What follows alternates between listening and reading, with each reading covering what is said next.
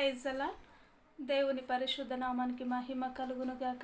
చక్కటి అవకాశాన్ని దయచేసిన దేవాది దేవుడికి ప్రత్యేకమైనటువంటి వందనాలు తెలియజేస్తూ ఉంటున్నాను.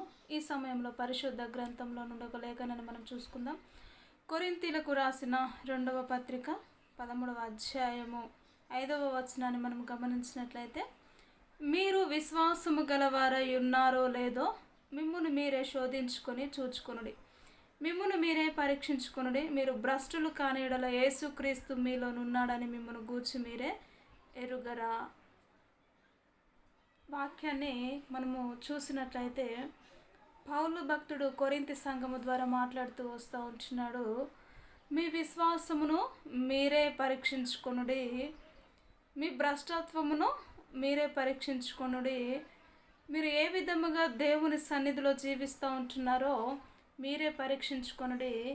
ఒకవేళ ఈ విధముగా మీరు భ్రష్టులు కాని యెడల యేసుక్రీస్తు మీలో ఉన్నాడని మీరు ఏ విధముగా ఎరుగుదురు అన్నట్టుగా పౌలు గారు మాట్లాడుతూ ఉంటున్నాడు. ఒక వ్యక్తి క్రైస్తవ జీవితంలోనైనా లేక విశ్వాస జీవితంలో మనము గమనించినట్లయితే ఎదుటి వారికి కన్నా తన ఆత్మీయ జీవితము ఎలా ఉంటుంది దేవుని సన్నిధిలో, నేను ఏ విధముగా దేవునిలో ఎదుగుతూ ఉంటున్నాను, నేను దేవునికి ఏ విధముగా దగ్గరగా జీవిస్తూ ఉంటున్నాను అని తనకు తానే పరిశీలన చేసుకోవాలి, తనకు తానే పరీక్షించుకోవాలి అని పౌలు భక్తుడు ఇక్కడ మాట్లాడుతూ వస్తూ ఉంటున్నాడు. ఆ విధముగా మీరు భ్రష్టుల లేక విశ్వాసము చూపిస్తూ ఉంటున్నారా లేరా, ఒకవేళ చూపించిన యెడల క్రీస్తు మీలో ఉన్నాడని మీకు తెలియదు. నీ యొక్క పరిశీలన నీవు చేసుకోకపోతే, నీ యొక్క తప్పిదము నువ్వు గుర్తించకపోతే నీవు క్రీస్తులో ఉన్నావని నీకు తెలియదు.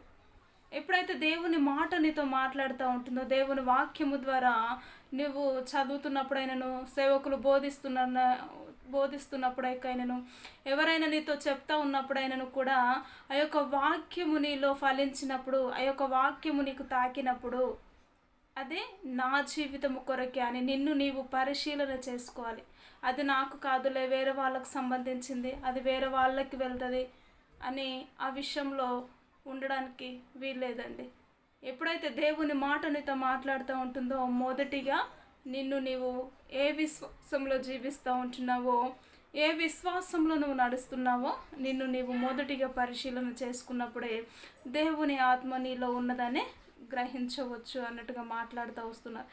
6వ వచనం చూసినట్లయితే, మేము భ్రష్టులము కామని మీరు తెలుసుకొందురు, నిరీక్షించుచున్నారు. ఆ విధముగా ఎవరి పరీక్షను వారు గమనించుకున్నట్లయితే, ఎవరి మనస్సాక్షి వారికి ఒప్పింప చేసినప్పుడైతే, అయ్యో నేను భ్రష్టురాలును కాదు, నేను మంచిదానని నిన్ను నీవుగా ఒప్పుకుంటావు. కానీ నేటి సమాజంలో మనం చూసినట్లయితే ఎంతోమంది తన తప్పిదములు తాను వెతుకోరు, కానీ ఎదుటి వారిపైన నెపములు వేస్తూ అనేకమైనటువంటి రీతుల్లో వారిని గాయపరచాలని చూస్తున్న వారు ఎంతోమంది ఉంటారండి కదా. అది సరైనటువంటి భక్తి జీవితము కానే కాదు. మొదటిగా నిన్ను నీవు పరిశీలన చేసుకోవాలి. మొదటిగా నువ్వు ఏ స్థానంలో ఉన్నావో, మొదటిగా నువ్వు ఏ విశ్వాసంలో ఉన్నావో, నువ్వు దేవునితో ఏ విధమైనటువంటి సహవాసములు కలిగి ఉన్నావో నువ్వు పరీక్షించుకున్నప్పుడు ప్రతిదీ నీ లోపాన్ని దేవుడు బయలుపరుస్తాడు. ఆ బయలుపరిచిన ప్రతి దాని వల్ల నేను భ్రష్టురాలిని కాను, ఈ యొక్క జీవితము నాలో లేదు, ఒకవేళ ఉన్నట్లయితే దానిని ఒప్పుకొని విడిచిపెట్టే ప్రయత్నం చేయాలి. కానీ అలాంటిది చేయవలసింది పోయి అనేకమైనటువంటి వారు కూడా ఈ రోజుల్లో ఎదుటి వారిని పరీక్షిస్తారు, ఎదుటి వారిపైన నెపములు వేస్తారు, ఎదుటి వారిని శిక్షించే విధముగా బిహేవియర్ చేస్తూ ఉంటున్నారు. కాబట్టి ఒకరిని శిక్షించాలి అన్న, ఒకరిని గద్దించాలి అన్న మొదటిగా ఎక్కడ ఉండాలి? నీవు సరైనటువంటి మార్గములో, నువ్వు సరైనటువంటి నడకలో, నువ్వు సరైనటువంటి వెంబడి వెళుతున్నప్పుడు అనేకులను కూడా ఖండించగలిగిన శక్తిని, వాటిని ఖండించగల శక్తిని, పెరికివేయగలిగిన శక్తిని, అది నిలబెట్టగల శక్తిని కూడా దేవుడు ఇస్తాడని దేవుని వాక్యము తెలియజేస్తూ ఉంటుంది.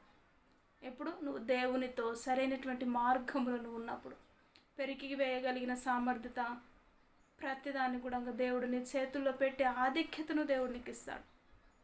అలాంటి జీవితమును నువ్వు పొందుకోకుండా ఇష్టానుసారముగా జీవిస్తూ భక్తిని నువ్వు పరిశీలన చేసుకోకుండా నేను భక్తిపరుడను నేను అని చెప్పుకోవడంలో ప్రయోజనం ఏం లేదండి. దేవునితోని సాంగత్యం ఎంతగా ఉందో నువ్వు పరిశీలన చేసుకొని నడుచుకుంటే ఎంత బాగుంటుందని దేవుడి యొక్క సమయంలో నీతో నాతో మాట్లాడుతూ వస్తూ ఉంటున్నాడు. కాబట్టి అలాంటి జీవితం నేటి వరకు మనలో లేదేమో ఒకసారిగా మనల్ని మనం పరిశీలన చేసుకుందాం.